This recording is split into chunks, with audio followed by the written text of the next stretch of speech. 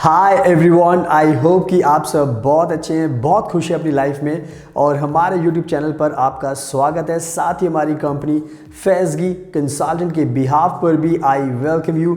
और आप हमारी कंपनी का नाम पीछे देख भी सकते हैं।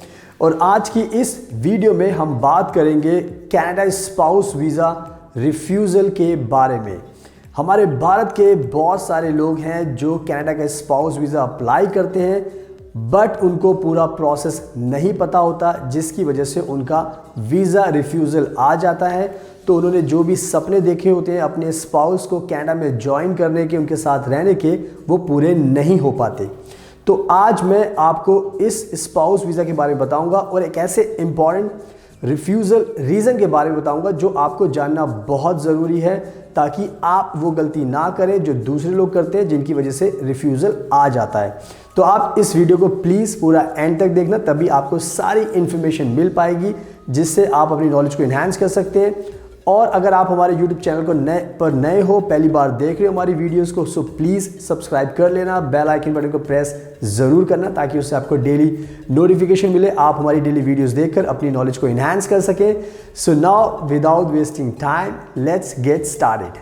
सो आज के टाइम में हमारे भारत के जितने भी मैरिड कपल्स हैं, उनकी एक ही कंट्री की चॉइस ज़्यादा होती है, और वो है कनाडा। इसका बहुत सिंपल रीज़न है, कनाडा दुनिया में एक ऐसी कंट्री है जो सबसे ज़्यादा बेनिफिट्स कपल्स को देती है, जिसकी वजह से लोग कनाडा को चूज़ करते हैं और वो बेनिफिट्स दूसरी कंट्रीज़ में नहीं मिल पाते। तो अब मैं आपको बताता हूँ वो एक बहुत बड़ा रीज़न जिसकी वजह से स्पाउस वीज़ा का रिफ्यूज़ल आता है। आज के टाइम में कनाडा की तरफ से ये देखा गया है कि जो वीज़ा रिफ्यूज़ल का एक मेन रीज़न सामने आ रहा है, वो है आपका रीसेंट मैरिज का होना। कहने का मतलब ये है कि बहुत सारे हमारे इंडिया में मैरिड कपल्स ऐसे हैं जिन्होंने अभी अभी हाल ही में शादी की है, और उन्होंने शादी करने के बाद स्पाउस वीज़ा अप्लाई किया और उनका स्पाउस वीज़ा रिफ्यूज़ हो गया। क्योंकि जो भी शादी अभी हाल ही में होती है, वीज़ा ऑफिसर को ये डाउट रहता है कि जो ये इनकी मैरिज है वो जेन्युइन नहीं है। इन्होंने जो भी ये शादी की पूरी प्लानिंग की है वो कनाडा को ध्यान में रखकर की है। इनका जो फोकस है वो शादी के बाद साथ में रहने पर बिल्कुल भी नहीं है। इनका पूरा फोकस है ये कनाडा में कैसे आ सके। तो इससे ये पूरा शो भी होता है कि आपको भी अपनी तरफ से बिल्कुल भी जानकारी नहीं है वीज़ा प्रोसेस की, कि एग्जैक्टली आपको किन किन चीज़ों का ध्यान रखना है, और आप जल्दबाजी में अपना स्पाउस वीज़ा अप्लाई करते हैं इस उम्मीद में कि आपको मिल जाए साथ में और साथ में आप चले जाएं। पर यह इतना आसान नहीं होता, और इसका रिज़ल्ट आपको पता ही चल जाता है कि आपका वीज़ा रिफ्यूज़ हो गया। तो बहुत क्लियर है कि जो इसमें आपकी भी गलती है, आपको प्रोसेस नहीं पता, जिसकी वजह से आपका जो वीज़ा का आउटकम है वो रिफ्यूज़ल हो जाता है। सो नाउ अब मैं आपको बेस्ट एडवाइस देना चाहता हूँ हमारे प्रोफेशनल एक्सपीरियंस के अकॉर्डिंग। अगर आप स्टडी करने के लिए कनाडा जा रहे हो और आपकी शादी बिल्कुल 1-2 महीने पुरानी है, रिसेंटली हुई है, और आप ये भी चाहते हो, ये प्लान बना रहे हो कि आपका जो स्पाउस है आप उसको भी बुला लो कनाडा स्पाउस वीज़ा पर, सो प्लीज़ मैं आपको बोलना चाहता हूँ कि ये गलती मत करना, जल्दबाजी मत दिखाओ और थोड़ा सा पेशेंस रखो। मैं इसलिए बोल रहा हूँ क्योंकि जो कनाडा का जो स्पाउस वीज़ा का प्रोसेस है वो पहले आपको समझना बहुत ज़रूरी है। ये बहुत ही टेक्निकल प्रोसेस है, बहुत कुछ डिपेंड करता है कि जो कनाडा का जो वीज़ा ऑफिसर है उनको आप कैसे कन्विंस कर सकते हो। तो सबसे पहले आपको मेक श्योर करना पड़ेगा कि आप लॉजिकली और डॉक्यूमेंटेशन वाइज वीज़ा ऑफिसर को बहुत स्ट्रांगली कन्विंस कर सकें, ताकि वीज़ा ऑफिसर को ये बिलीव हो जाए कि आप भी जेन्युइन कैंडिडेट हो, और जो आपके इंटेंशन है वो भी जेन्युइन है, और जो आपकी शादी है वो भी जेन्युइन है। सो ये एडवाइस आपको ध्यान में रखनी है, क्योंकि ये अगर आप इग्नोर करोगे तो ऑब्वियसली उसका जो आउटकम है वो वीज़ा रिफ्यूज़ल ही होगा। सो इसका आपको ध्यान रखना है। अब मैं आपको बताता हूँ कि बेस्ट सॉल्यूशंस क्या हैं आपके पास वीज़ा रिफ्यूज़ल को अवॉइड करने के लिए। तो सबसे पहले एक चीज़ आपको ध्यान रखनी होगी, जो सबसे पहला सॉल्यूशन है कि अगर आपको कनाडा जाना है तो अपने प्लान्स बना के रखो, there is no problem. But आपको ये ध्यान रखना है कि जब भी आपकी शादी होती है तो उसके बाद कोशिश करो कि आप साथ में ही इंडिया में रहो और टाइम स्पेंड करो साथ में। इसके अलावा जहाँ पर भी आप ट्रैवल करना चाहते हो ट्रैवल करो। इसके अलावा अगर आप शॉपिंग भी करते हो अपनी लाइफ में तो कोशिश करो कि जो आपका जॉइंट अकाउंट है उसके थ्रू करो।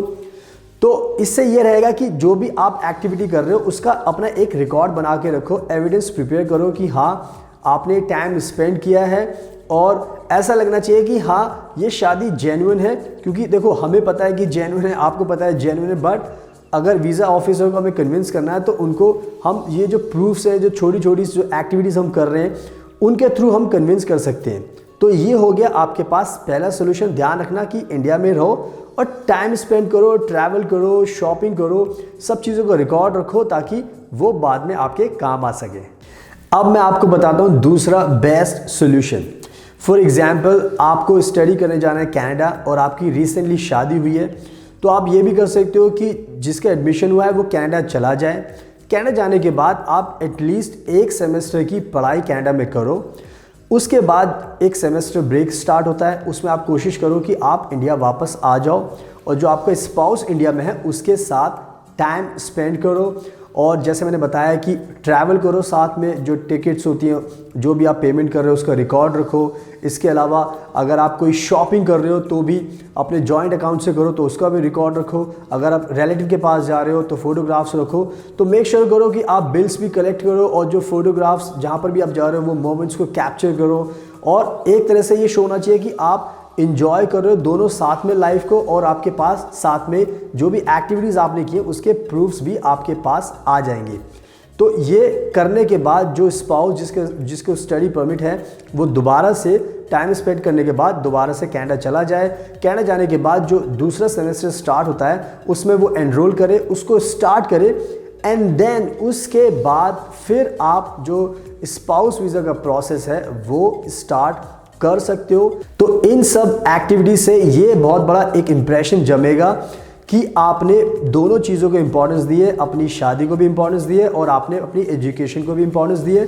आप कनाडा में पढ़ाई करने भी गए हो, पढ़ाई भी की है, और आपने ये इंटेंशन भी दिखाया है कि आपके लिए आपकी फैमिली भी बहुत ज़रूरी है। इंडिया में आपके जो स्पाउस है वो भी आपके लिए बहुत इंपॉर्टेंस रखता है, जिसकी वजह से आप इंडिया भी गए, आपने टाइम भी स्पेंड किया।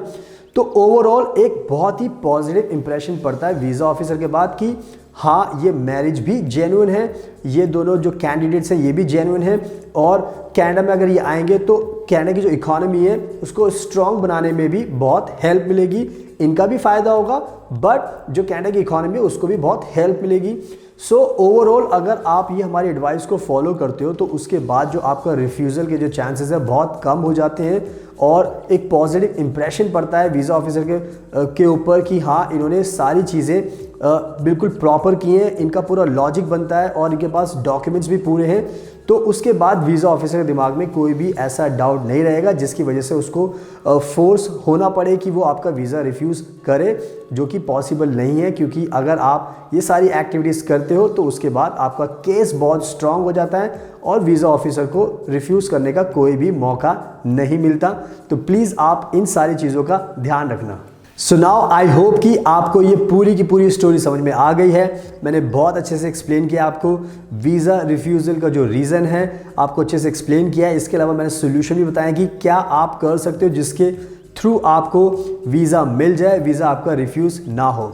इसके अलावा मैं आपको बताना चाहता हूं कि हम बेस्ट कंसल्टेंट हैं कनाडा को लेके। अगर आपको स्पाउस वीज़ा लगाना है तो हम आपकी हेल्प कर सकते हैं, अगर आपको एडमिशन लेना है तो उसके लिए भी हेल्प कर सकते हैं, अगर आपको PR के लिए अप्लाई करना है तो उसके लिए भी हम आपको असिस्ट कर सकते हैं। सो इन शॉर्ट हमारे पास सारे सोल्यूशन है, जस्ट आपको हमें कॉन्टैक्ट करना है, हमसे पर्सनली मिलना है, and then we will help you thoroughly, ताकि आपकी लाइफ पीसफुल हो जाए और जो भी आपने प्लान्स बनाए कनाडा को लेकर वो फुलफिल कर सको। इसके अलावा अगर आपको ये वीडियो पसंद आई तो प्लीज़ इसको लाइक ज़रूर करना, शेयर करना, सब्सक्राइब करना हमारे YouTube चैनल को, और बेल आइकन बटन को प्रेस ज़रूर करना ताकि इससे आपको नोटिफिकेशन मिलता रहे और आप हमारी वीडियोस को देखकर अपनी नॉलेज को इन्हांस करते रहें। साथ में आप हमें इंस्टाग्राम पर भी फॉलो कर सकते हैं, और अगर आपके कोई सवाल है तो वो भी पूछ सकते हैं। हमें बड़ी खुशी होगी आपको रिप्लाई करके, आपकी हेल्प करके। So thank you so much आपके कीमती टाइम का। Best of luck and take care always.